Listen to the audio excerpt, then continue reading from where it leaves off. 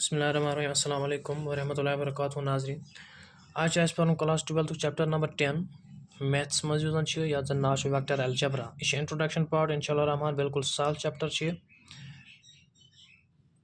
तो करो directly start मे short brief notes बन तुंद बाबत ताकि तुम टाइम सह ग वेस्ट कहें। डायरेक्टली करो कत पन्नस टॉपिकस पे वीडियो बनावन ज़्यादा ज्यूट कहें क्या पे सारी स्टूडेंट हेकन वुचित कहें। तो करो डायरेक्टली स्टार्ट। अगर गोडे वो जन वेक्टर अलजबरा चैप्टर नाव वेक्टर अलजबरा। अगर वो वेक्टर गो क्या गोडे वो वेक्टर क्या गो चैप्टर नाव वेक्टर अलजबरा गोडे वो चैप्टर नाव अगर वेक्टर अलजबरा अमुक मतलब क्या जन वेक्टर यह physical quantity physical quantity means यह सह क्वांटिटी मेजर हेकान कर। फिजिकल क्वांटिटीन मन जो कस्म स्केलर क्वांटिटी ब्या वेक्टर क्वांटिटी। जन स्केलर क्वांटिटी वेक्टर क्वांटिटी यमन दोनवाइन वन रल सिंपल वर्ड तथा वन फिजिकल क्वांटिटी। फिजिकल क्वांटिटी जो कस्म स्केलर क्वांटिटी तो वेक्टर क्वांटिटी। या चैप्टरस मन पर vector quantities only scalar quantity पर कहीं अलबत्ता जन brief simple definition scalar quantity सह ग याद आसनी। स्केलर क्वांटिटी यह सह क्वांटिटी यथ ओनली मैग्नीट्यूड यथ मज डायरेक्शन कह स्पेसिफिक डायरेक्शन क्वांटिटी कह इसलिए वन स्केलर क्वांटिटी। अत मज एग्जाम्पल तम volume mass area resistance length temperature work in सारी चीज़न इन मन ओनली मैग्नीट्यूड। फॉर एग्जाम्पल वनो आज टेम्परेचर 30 डिग्री फॉर एग्जाम्पल वनो टेम्परेचर 30 डिग्री टेम्परेचर मगर अत स्पेसिफिक डायरेक्शन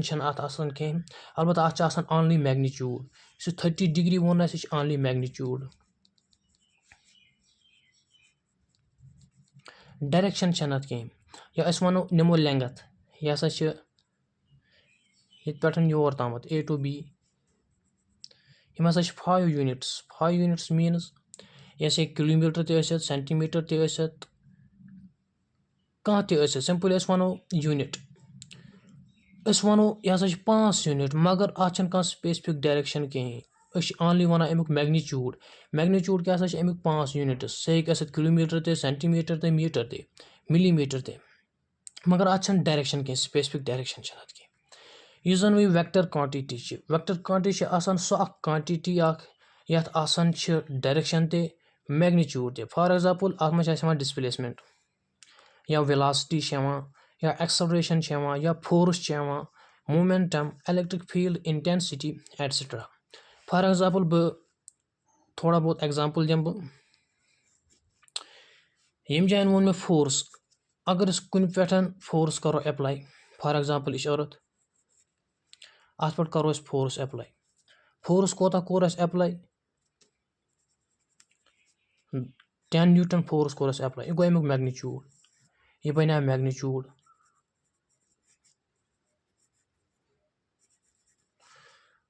मगर कपर कोर अप्लाई कोर परपेंडिकुलर टू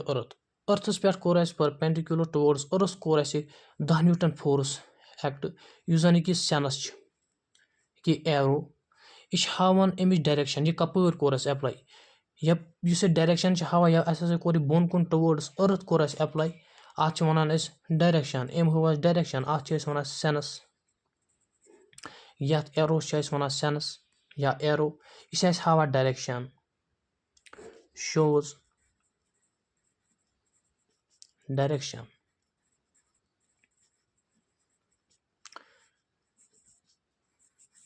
इसलिए अत आए दोनों चीज़ अत मैग्नीट्यूड कोता 10 न्यूटन फोर्स कोर अप्लाई डायरेक्शन क्या टुवर्ड्स अर्थ बोन कुन डाउनवर्ड्स कोर अप्लाई अर्थस पे यह फोर्स 10 न्यूटन अत आव इसलिए डायरेक्शन ते अत आव मैग्नीट्यूड ते इसलिए अत वन वेक्टर क्वांटिटी। गो वेक्टर क्वांटिटी सह क्वांटिटी यथ दोनवे मैग्नीट्यूड डायरेक्शन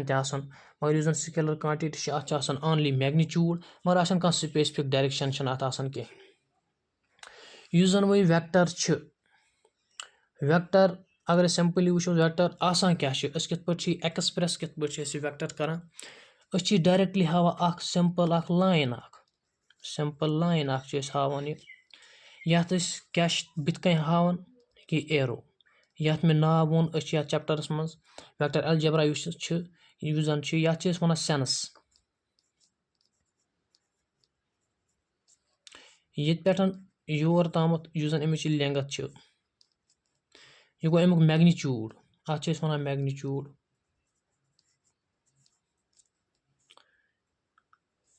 गोस मैग्नीट्यूड गोस सेंस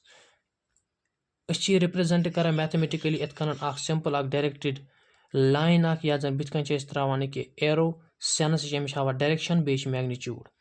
इत पे एक्सप्रेस कर वेक्टर अलजेब्रास मज मगर उस जन वेक्टर अत मैन 3 पार्ट्स अ गो मैग्नीट्यूड जन यह मैग्नीट्यूड क्या यह measure of length of A vector A and B इत पे मे जान लिखमुत मैग्नीट्यूड क्या it is measure of length of vector A B जन यह वेक्टर ए बी यह मेजर ऑफ अमुक लेंथ जन अमिच लेंथ यह गो अमुक मैग्नीट्यूड जन यह सेंस सेंस एरो सेंस या एरो वन यह क्या हावा इट शोज डायरेक्शन यह हावान अम वेक्टर डायरेक्शन यह कप डायरेक्शन क्या गई यह अगर कह वेक्टर नमो ए बी अमिच डायरेक्शन कित पे हेको डिफाइन कर वनो अमिच डायरेक्शन हसा parallel to a given line इत पे मे लिखमुत direction of vector A B is parallel to a given line अम हेकान डिफाइन कर डायरेक्शन तो 3 मेन पार्ट्स वेक्टरस मज गो मैग्नीट्यूड क्या यह मेजर ऑफ लेंथ डायरेक्शन क्या अगर कह लाइन नमो पत नमो वेक्टर अत त्रो बुत एरो सेंस अमिच जन डायरेक्शन सह कित पे पैरेलल टू यत गिवन लाइन इस इत पे हेको पे डायरेक्शन डिफाइन कर अम पे सिंपल टॉपिक तथ वन डायरेक्टेड लाइन वेक्टर अलजेब्रास मज यह डायरेक्टेड लाइन अमुक मतलब क्या गो डायरेक्टेड लाइन क्या गई वो आज मे सिंपल डेफिनेशन लिखम जन क्लास 12th मैथ बुक तम मज मे डेफिनेशन कड़म यह line it is a line with magnitude and one of these 2 directions अमुक मतलब क्या गो अगर कह वेक्टर मसलन कि मे निमुत फॉर एग्जांपल यम जान वेक्टर ए बी अत डायरेक्शन इत कन गई डायरेक्शन या अत इत कन डायरेक्शन इत पे मे ब्या वेक्टर होमुत यह यप डायरेक्शन यह यप डायरेक्शन गोया कि वेक्टरस जरूरी अहम चीज सह गो डायरेक्शन अगर ये डायरेक्शन कहीं डायरेक्शन गई जरूरी कहीं गई डायरेक्शन अत इनिशियल पॉइंट टर्मिनल पॉइंट बे गई डायरेक्शन एरो या जन सेंस वन यह सेंस जरूरी यह अमिच डायरेक्शन हावान यह डायरेक्शन गई सेंस गई जरूरी अकिस वेक्टरस मज यह यमियान लेफ्ट राइट साइड यह लेफ्ट साइड कुन लेफ्ट या राइट साइड दो डायरेक्शनों मज गई कुन अक्यान डायरेक्शन तथ वन डायरेक्टेड लाइन पे अम पे ब्या लाइन सेगमेंट क्या गो तो डायरेक्टेड लाइन वो यह सह लाइन तथ सेंस बुत कन अमिच डायरेक्शन हावान सह गई डायरेक्टेड लाइन जन लाइन सेगमेंट जन सिंपली मैग्नीट्यूड यतस अमिच लेंथ ये मैग्नीट्यूड जन अमुक डिनोट कर मैग्नीट्यूड जन लेंथ अमुक डिनोट कर मैग्नीट्यूड मगर अत कह स्पेसिफिक डायरेक्शन कहीं तवे वन लाइन सेगमेंट अगर अत वो सेंस आ बुत कन कुन यम या यम दो डायरेक्शनों मज कुन डायरेक्शन सेंस कुन दो डायरेक्शनों मज अत वनाव डायरेक्टेड लाइन मगर अत डायरेक्शन कहीं अत ओनली मैग्नीट्यूड इसलिए वन अत लाइन सेगमेंट अम पे पोजिशन वेक्टर क्या गो अगर अमुक मतलब कड़ो यम word position vector as we know अतम पूरा वेक्टर क्या मैग्नीट्यूड बे डायरेक्शन पोजीशन वेक्टर क्या सा गई पोजीशन वेक्टर गो इस वेक्टर अमिच पोजीशन कत हसा सह गई तमुक पोजीशन वेक्टर अगर वैसे ये डिफाइन करो position vector it is the vector OP having O initial point P terminal point you go starting point you go end point with respect to origin O is called position vector of point P with respect to origin O back let वो अमिच definition position vector क्या सा गो यह vector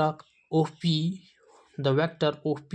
having O initial and P terminal point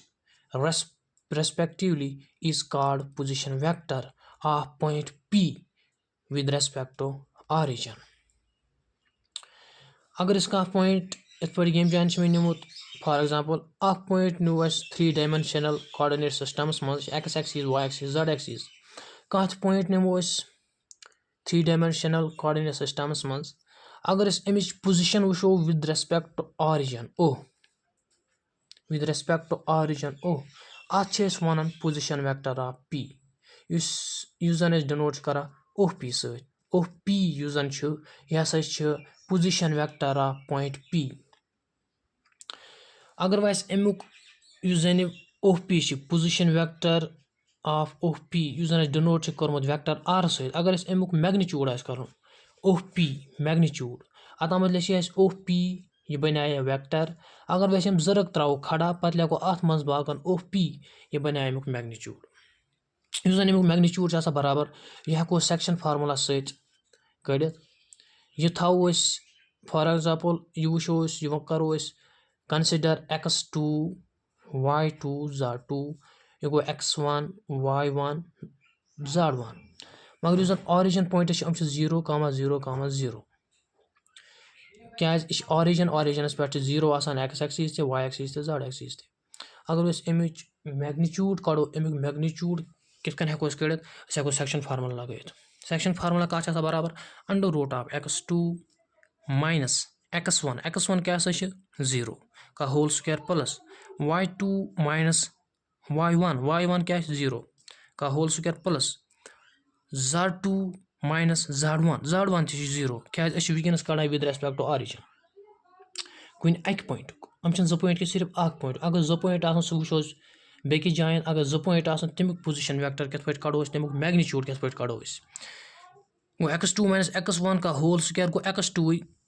plus y2 minus 0 का whole square गो y square पत गो z स्क्वायर गो पोजीशन वेक्टर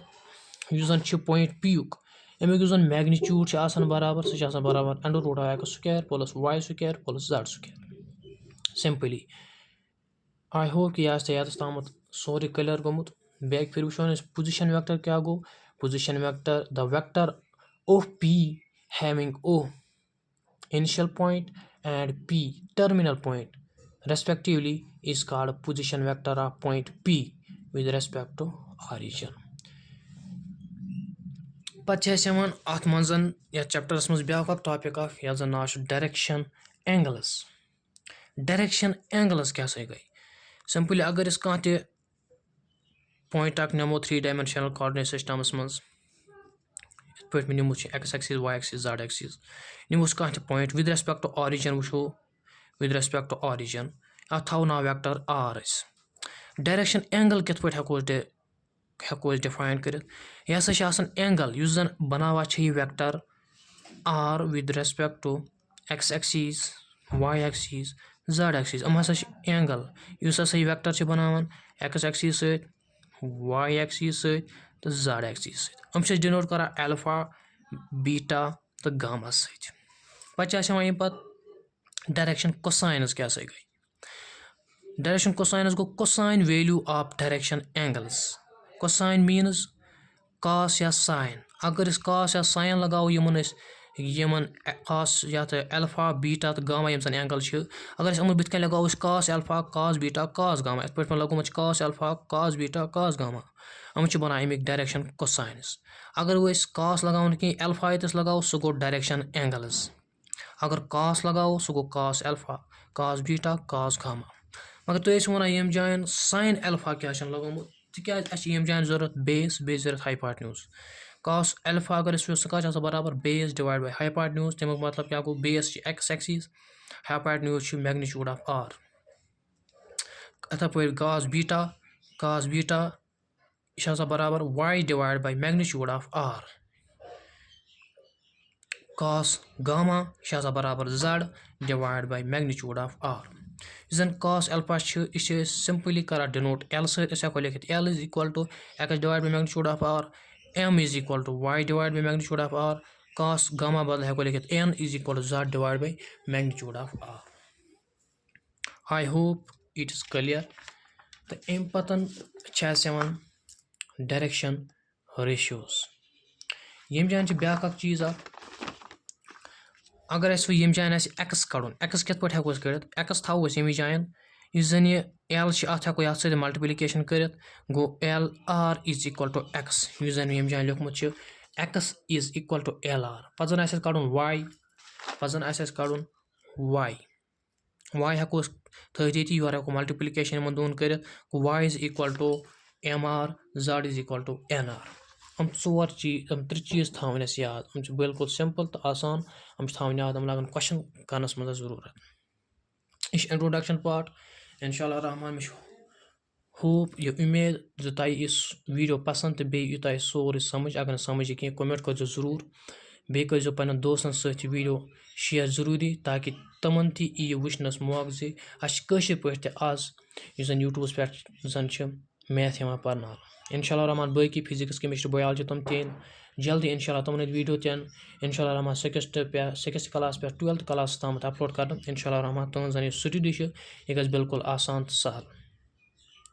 पे अम पे डायरेक्शन रेशियोज गो वो डायरेक्शन एंगल तम हसा एंगल इस वेक्टर फार्म करा with positive direction of X axis Y axis Z axis पे वो डायरेक्शन कोसाइनस क्या गो सह गो cosine value of direction angles ये डायरेक्शन एंगल तमन बुत कन लगाओ cos alpha cos gamma cos beta या sin alpha sin beta sin gamma अम पे addition of vectors direction ratios यह क्या डायरेक्शन रेशियोज अतमत वो गो डायरेक्शन एंगल्स यम हसा एंगल फार्म करा वेक्टर एक्स एक्सिस सहित वाई एक्सिस सहित जेड एक्सिस सहित डायरेक्शन कोसाइनस क्या cosine value of direction angles पत वो डायरेक्शन रेशियोज क्या गो यह यम vector components along X axis Y axis Z axis सहित डिनोट करा ए सहित बी सहित सी सहित direction ratios are the components of a vector along x axis y axis and z axis respectively. For example, उसमें vector a I cap plus b j cap plus c k cap. I cap j cap k cap it is nothing, it is just denotes x axis y axis z axis. यात vectors मन लिखा I cap j cap k cap यस a b c अमे direction ratios direction ratios in vector A अत की point चीज़ important यम जन members L R M R N R इस जन अतामत वे एक्स कड़े सह बराबर एल आर वाई बराबर M R Z is equal to N R जन बराबर या जन वन proportional are equal to direction कोसाइनस यह जन यह L R M R N R proportional या हेको वन इक्वल डायरेक्शन कोसाइन यह थवन इंपॉर्टेंट पॉइंट यम जान यम जन members L R M R N R proportion या इक्वल कथ डायरेक्शन कोसाइनस ये वन डायरेक्शन रेशियोज यह ब्या डेफिनेशन अमिच या सिंपल डेफिनेशन हेको वुचित यह direction ratios are the components of A vector along x axis y axis z axis respectively. I hope you have im जान समझ पे addition of vectors very important topic यम जान एडिशन एड कित पे वेक्टरन कर अत मे ज लॉ ट्रायंगल लॉ ब्या पैरेललोग्राम लॉ गो वो ट्रायंगल लॉ क्या गो ट्रायंगल लॉ वन अगर फॉर एग्जांपल क्लास 12th किताब पे एग्जांपल दिस अगर कह ते बॉय अम कर डिस्टेंस कवर ए पे 20 तामत 10 यूनिट्स या 10 किलोमीटर सेंटीमीटर ते ٲسِتھ B पॅ C तामत 5 यूनिट्स यह ट्रायंगल लॉ यह वनान यह A पॅ B ताम गो पत् गो B पॅ C ताम यह अमुक रिजल्टेंट वेक्टर A युक तो वेक्टर B युक यह हसा बराबर A to C यह गो ट्रायंगल लॉ इस पे लेखन A to C AC is equal to vector AC is equal to AB plus BC it is triangle law बे समझो यह ट्रायंगल लॉ क्या यह अगर हसा कह बाय डिस्टेंस कर कवर A पॅ B तामत पत् गई B पॅ C तामत यह बनान जो वेक्टर यम जन बनान यमन हुन रिजल्टेंट बराबर सह बराबर डिस्प्लेसमेंट कुछ डिस्प्लेसमेंट A पॅ C तामत पे परलोलोग्राम लॉ क्या यह अगर कह जो वेक्टर A तो B कुन कॉमन पॉइंट पे ड्रा आमत कर बनावन जो साइड्स परलोलोग्रामिक पे कपर करो एक्सटेंड बनाओ परलोलोग्राम यह यमन दोन vector vector A vector B यमन सम सह बराबर यमन हुंद डायगोनल यह रिप्रेजेंट कर बाय डायगोनल ऑफ परलोलोग्राम बे लटि क्या परलोलोग्राम लॉ यह अगर जो vector vector A vector B अगर वेक्टर ड्रा आमत कर फ्रॉम ए कॉमन पॉइंट अमन हुंद सम बराबर vector A plus vector B यह रिप्रेजेंट कर by a diagonal of a parallelogram denote कर A प्लस B सह परलोलोग्राम लॉ यह बिल्कुल सहल तो आसान चैप्टर 6 मार्क्स तकरीबन एग्जाम JK बास एग्जाम ग 2.5 मार्क्स वाले क्वेश्चन बे ऑब्जेक्टिव क्वेश्चन बिल्कुल सहल तो पे वेक्टर जॉइनिंग टू पॉइंट्स वो position vector of point A point B point तमुक पोजिशन वेक्टर कत पे कड़ान सो सहल सह विद रेस्पेक्ट टू ऑरिजिन पे लगा सेक्शन फार्मूला सो बराबर under root of x square plus y square plus z अगर वो 2 पॉइंट नी पॉइंट यम जान पे विद रेस्पेक्ट टू ऑरिजिन मगर वनस 2 यमन दोन हंद वेक्टर गो position vector with respect to origin क्या यह नमो P1 पॉइंट यह गो P2 P1 पोजिशन वेक्टर क्या OP P2 पोजिशन वेक्टर क्या OP2 अत बना ट्रायंगल अत गस अप्लाई ट्रायंगल लॉ अत बना ट्रायंगल अत गस अप्लाई ट्रायंगल लॉ क्या वन सह OP1 या तामत नी AB plus P1 P2 Yemen दोन सम हसा बराबर यमन दोन रिजल्टेंट बराबर OPs अतामत ट्रायंगल लॉ A पॅ B तामत 10 यूनिट्स कड़े यह बॉय पे B पॅ C ताम कड़े 5 यूनिट्स यमन दोन रिजल्टेंट बराबर A to C इथे पे वो यम जान यह बना ट्रायंगल O पॅ P1 तामत डिस्टेंस या पे P1 पॅ P2 तामत यमन रिजल्टेंट बराबर O to P2 यह कित पे कड़ो applying triangle law OP1 plus P1 P2 is equal to OP2 अगर वह कड़न P1 P2 क्या दोन हुंद वेक्टर जॉइनिंग पॉइंट यमन दोन हुंद पोजिशन वेक्टर कड़न बे मैग्नीट्यूड कड़न वो P1 P2 का बराबर OP2 थो ये तर योर यह बना माइनस OP1 यह अगर मैग्नीट्यूड कड़ो अतम यम जान ये पे कन रुख यह बना अमुक हावन वेक्टर मगर वनस थो यमन दोन डबन मन रुकन मज भाग यह बना अमुक मैग्नीट्यूड अगर मैग्नीट्यूड कड़ो सह कित कड़ो लगाओ यम जाए section formula x2 minus x1 का होल स्क्वायर x2 नमो ये x1 नमो ये y2 माइनस y1 का whole square plus z2 minus z1 का होल स्क्वायर यह गो यमुक मैग्नीट्यूड अगर मैग्नीट्यूड कड़ो x2 x1 क्या अमिक कोऑर्डिनेट यह 1 2 कह पॉइंट ये कोऑर्डिनेट सिस्टमस अंदर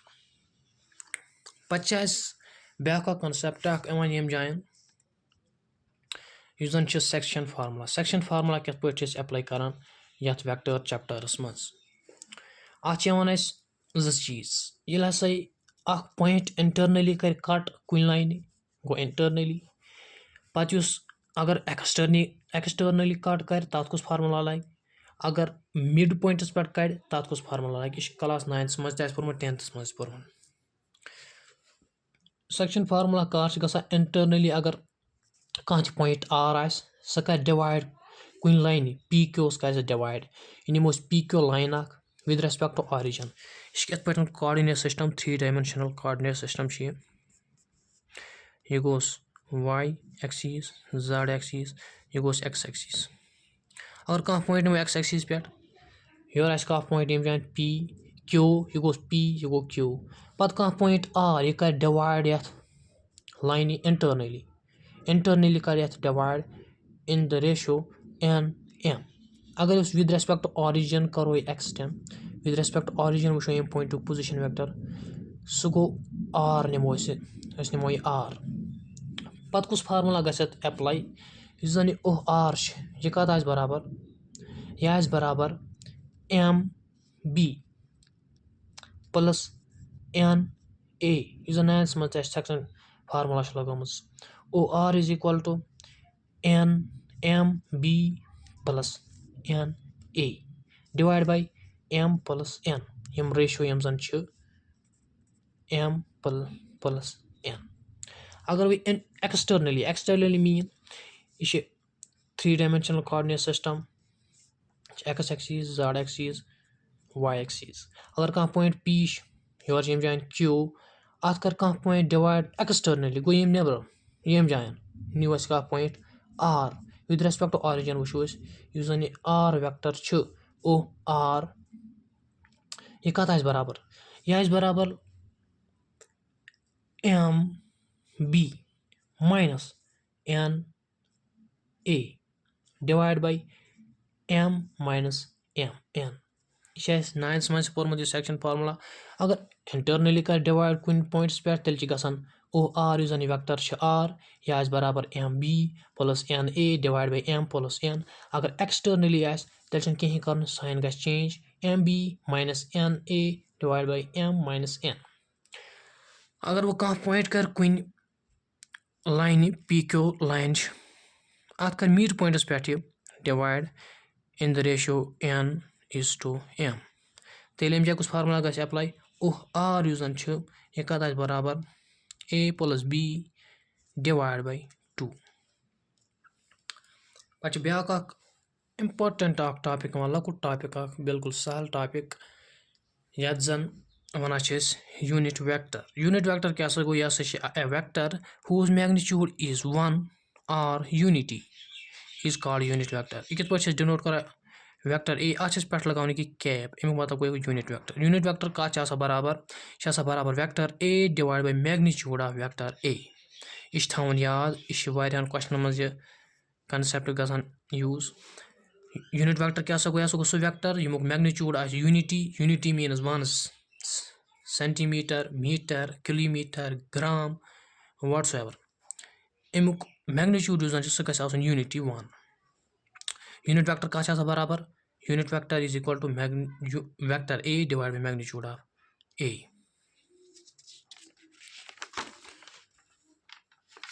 اَمہِ پَتہٕ چھِ اَسہِ یِوان سِکیلر پروڈکٹ ڈاٹ پروڈکٹ تہٕ پروجیکشن آف ویکٹر گۄڈٕنیتھ وٕچھو أسۍ یُس اَسہِ سِکیلر پروڈکٹ چھِ یَتھ أسۍ ڈاٹ پروڈکٹ تہِ چھِ وَنان یہِ کَتھ چھِ آسان برابر اگر أسۍ dot product of vector A and B زٕ ویکٹر آسان یِمن ہُنٛد ڈاٹ پروڈکٹ یُس زَن چھُ سُہ چھُ آسان برابر magnitude of A into magnitude of B کاس theta is what it is the angle between 2 ویکٹٲرٕس اینڈ بی یہِ چھِ اَسہِ یہِ چھِ 11تھَس منٛز تہِ یہِ ٹاپِک فِزِکٕس منٛز چھِ واریاہ اِمپاٹنٹ چھِ یا یِم تہِ زَن یِم اُستاد چھِ یِم فِزِکٕس چھِ پَرناوان تِمن خٲطرٕ تہِ چھِ یہِ واریاہ اِمپاٹنٹ یہِ ویٖڈیو تِم ہٮ۪کن یہِ وٕچھِتھ تہٕ پَنٕنۍ نالیج ہٮ۪کن تِم بِلکُل ڈیولَپ کٔرِتھ یہِ چھِ بِلکُل سہل آسان یُس زَن یہِ ٹاپِک چھِ پَتہٕ چھِ اَتھ کینٛہہ فیٖچر یِم زَن کینٛہہ پراپرٹیٖز چھِ سِکیلر پروڈکٹٕکۍ اگر ویکٹر اے تہٕ بی چھِ یِم آسان پٔرپینڈِکیوٗلر ٹُو ایٖچ اَدر اگر یِمن ہُنٛد ڈاٹ پروڈکٹ وٕچھو أسۍ پٔرپینڈِکیوٗلر اگر یِمن دۄن ویکٹرن اگر ویکٹر اے چھِ वेक्टर बी अगर यह आस परपेंडिकुलर वेक्टर ए आस परपेंडिकुलर वेक्टर बी एंगल आस 90 डिग्री अमन डॉट प्रोडक्ट आस बराबर 0 तिकाज cos या यम cos थीटा cos 90 अगर cos 90 अगर परपेंडिकुलर आसन वेक्टर cos 90 छ बराबर 0 अगर यह हथ ते नेर 2 हथ ते नेर क्या वैल्यू या अत लग मल्टीप्लाई तो 0 सत यह बन 0 दोम प्रॉपर्टी यूजन यमिच अगर थीटा आस बराबर 0 अगर वेक्टर अगर वेक्टर अगर अमन बिटवीन यूजन एंगल बराबर 0 तमें मतलब क्या गो यम वेक्टर ए इथ पे वेक्टर बी ते अत एंगल 0 बराबर तेल यूजन ए डॉट बी यह कत बराबर इट सेल्फ मीन्स यह बराबर magnitude of vector A magnitude of vector B अगर वो थीटा बराबर 1/7 पाई तेल ए डॉट बी कत बराबर यह बराबर minus magnitude of A magnitude of B तिकाज cos 1/7 cos पाई यह जन वन यह बराबर -1 अम पे अगर 3 वेक्टर आसन म्यूचुअली परपेंडिकुलर इथ कन जन मे अतामत तह वुचे अगर mutually perpendicular 2 vector 9 that is 90 degree आमन दोन वेक्टर जन एंगल आमन दोन मज भाग 90 तेल जन डॉट प्रोडक्ट दोन वेक्टर यह बराबर 0 अगर हम 3 vector mutually perpendicular that is vector I into vector आई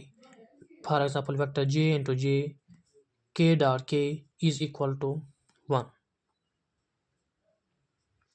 यह कर बराबर 1 अगर थीटा यूजन बराबर 0 तेल बराबर I dot I J dot J के डॉट के बराबर 1 अगर आई डॉट जे डॉट के डॉट आई यह बराबर 0 तेल तम जाए थीटा जन बराबर 90 क्या cos 90 बराबर 0 cos 0 बराबर 1 यूत क्लियर यह जन इंपॉर्टेंट ब्या प्रॉपर्टी डॉट प्रोडक्ट सह ए डॉट बी जन बराबर यह हमेशा बराबर रियल नंबर दैट इज यह बनाए अगर ए डॉट बी करो यह बनाए नो वेक्टर कहीं यह बनाए सिर्फ रियल नंबर यह दी डेफिनेट वैल्यू यह बनाए नो वेक्टर कहीं अगर जन क्रॉस प्रोडक्ट्स मज तब बनान सह नो वेक्टर पे अगर एंगल कड़न दोन वेक्टर सह कित नेर सह नेर यमी मज ए डॉट बी जन फार्मूला वो पे कन तह बराबर magnitude of A magnitude of B cos theta अगर वैसे cos थीटा कड़न cos थीटा थो ये यह डिवाइड तेल क्या बन cos theta is equal to A dot B यह divide magnitude of A magnitude of B is equal to cos theta यह थवन यह फार्मूला याद यह लगा एंगल कड़न बाबत cos theta is equal to A dot B divide by magnitude of A magnitude of B पे ब्या लकुट टॉपिक यह जन projection of vector projection mean तह वो प्रोजेक्टर स्कूल मज प्रोजेक्टर क्या गई प्रोजेक्टर गई छाय बन प्रोजेक्शन बन इत पे नमो नमो यम जान वेक्टर ए बी अमुक प्रोजेक्शन सह बन यम छाय सह कोन बोन कुन सह वेक्टर ए वेक्टर सी ब्या एग्जांपल नमो अगर इत कन वेक्टर ए बी अमुक जो प्रोजेक्शन यम वेक्टर ए बी सह बन यप बोन कुन सह बन ए सी इत पे कर बन ये theta less than 80 greater than 90 यम जान बन अगर इत पे वेक्टर ए बी अमिच प्रोजेक्शन बन यम जान ये theta less than 90 theta greater than 0 यूत क्लियर वो formula projection of A vector कड़न सह कित सहल तो आसान बिल्कुल सहल तो आसान formula projection of A vector यूजन अगर वो projection of vector A on B सह कत बराबर ए dot B divide by magnitude of B यह थवन याद projection of vector A on B is equal to A dot B divide by magnitude of B इंशाल्लाह रमजान ये बाकी क्वेश्चन करो तथ मज गम कंसेप्ट बे क्लियर इंशाल्लाह रहमान तुम थो वनस थो ध्यान ये इंट्रोडक्शन वीडियोस कुन क्या लगे बुथ जरूरत ये मज बिल्कुल बेसिक चीज़ यम जन ऐड कर पे यम जान ब्या इम्पॉर्टेंट यमिक प्रॉपर्टीज अगर थीटा बराबर pi by 2 that is 90 degree. Then using projection of vector AB will be 0. تِکیٛازِ اگر theta آسہِ برابر 90 یس اَمِچ projection یُس زن چھُ سۄ آسہِ برابر 0 َس. اگر کانٛہہ تہِ vector نِمو أسۍ یہِ چھُ vector AB angle چھِ 90 اگر اَمِچ projection وٕچھو سۄ آسہِ برابر 0 َس. projection آسہِ برابر 0 َس. اتھ منٛز یِم زن ایگزامپل وٕچھے اَسہِ تِژھ گرِ کیٛاہ اوس theta اوس نہٕ برابر 90 یس کینٛہہ البتہ اوس less than 90. بیٚیہِ کیٛاہ اوس greater than 0. ییٚمہِ جایہِ اوس less than 160 greater than 90 مگر equal to 90 اوس نہٕ کِہیٖنۍ. یِم زٕ اِمپاٹنٹ یِم زن کتھ چھِ یِم چھِ تھاونہِ یاد. اگر theta آسہِ برابر 90 projection آسہِ برابر 0 َس. یِم چھِ ایگزامس منٛز یِوان اوبجیکٹِو یِم کوسچن چھِ تِمن منٛز یِوان تراونہٕ. اگر theta آسہِ برابر 0 َس یُس زن تیٚلہِ projection ییٚمہِ ویکٹرٕچ آسہِ AB vector AB یہِ کتھ آسہِ برابر یہِ آسہِ برابر itself. تِکیٛازِ یہِ چھِ کانٛہہ نِمو أسۍ کانٛہہ ویکٹر اکھ اَمِچ projection کتھ چھِ برابر سُہ چھِ ییٚمہِ جایَن برابر ییٚتھۍ اَمِچ projection چھِ ییٚتہِ برابر vector AB اگر یہِ theta آسہِ برابر 0 َس theta برابر 0 َس اَمِچ projection چھِ ییٚتھۍ پٮ۪ٹھ توے چھِ اَمِچ projection برابر itself. یہِ ویکٹر آسہِ یہِ چھِ تیٚتھۍ برابر. پتہٕ چھِ اَسہِ یِوان vector R cross product. یِمن ہُنٛد کوسچن کرو أسۍ پتہٕ وٕنکیٚنس چھُس بہٕ جسٹ انٹروڈکشن دِوان اتھ متعلق. vector R cross product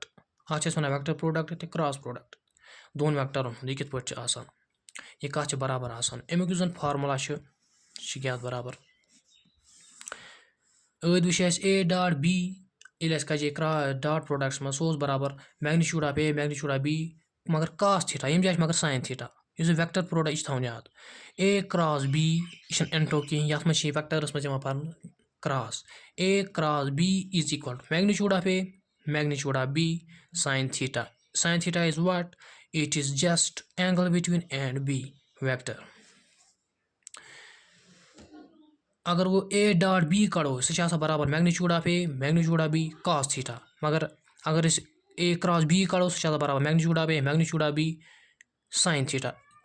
صرف یُس زن ڈفرنس چھِ بِٹویٖن ڈاٹ پروڈکٹ تہٕ کراس پروڈکٹس منٛز سُہ چھِ یِہوے sin theta چھِ آسان کراس پروڈکٹس منٛز ڈاٹ پروڈکٹس منٛز چھِ آسان cos theta. یُس زن یہِ n چھِ وٕچھان یہِ چھِ دِوان یوٗنِٹ ویکٹر. امیُک مطلب چھُ ییٚلہِ تہِ أسۍ کراس پروڈکٹ چھِ کڑان A ویکٹر کراس B یہِ چھِ آسان برابر نِو ویکٹر. یہِ چھُنہٕ رِیل نمبر دِوان کینٛہہ یہِ چھِ دِوان اکھ نوٚو اکھ ویکٹر اکھ. یُس زن اَسہِ اوٚتامتھ ییٚمہِ جایہِ تہِ وٕچھے یہِ چھُنہٕ A ڈاٹ B چھِ آسان یہِ چھِ دِوان رِیل نمبر. یہِ چھُنہٕ نوٚو ویکٹر بناوان کِہینۍ یہِ چھِ دِوان آنلی ڈیفنِٹ اکھ ویلیوٗ اکھ. یُس زن کراس پروڈکٹ چھِ کراس پروڈکٹس منٛز چھِ اکھ نِو اکھ ویکٹر اکھ بنان.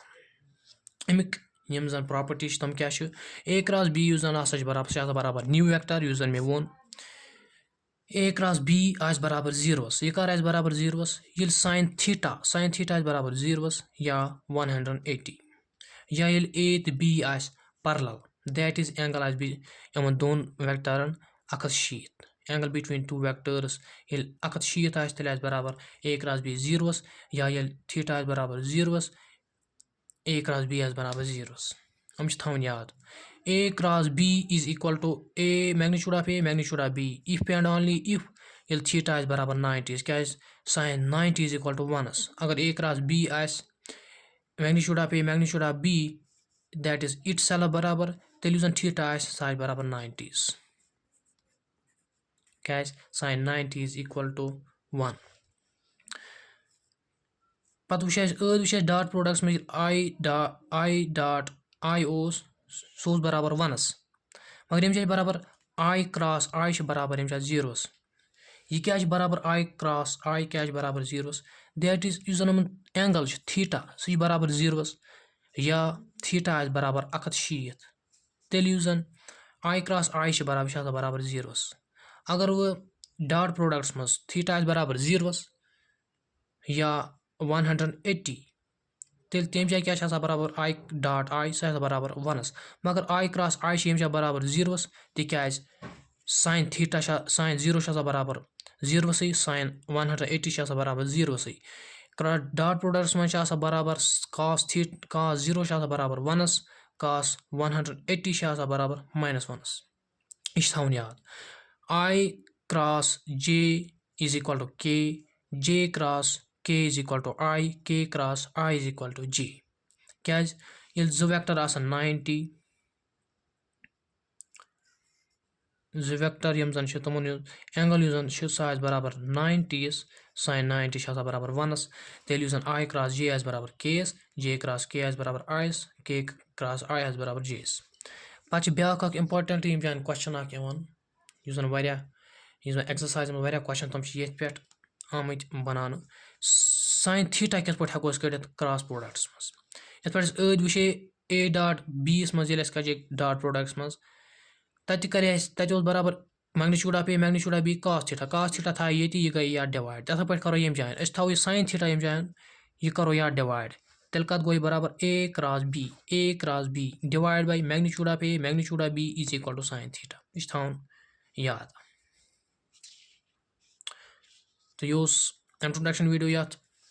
چیپٹرس متعلق انشاء اللہ رحمان پگاہ کھالو أسۍ نٔے ویٖڈیو یِم زن ایٚگزرسایز چھِ تِمن ہٕنٛدۍ کوسچن یِم زن چھِ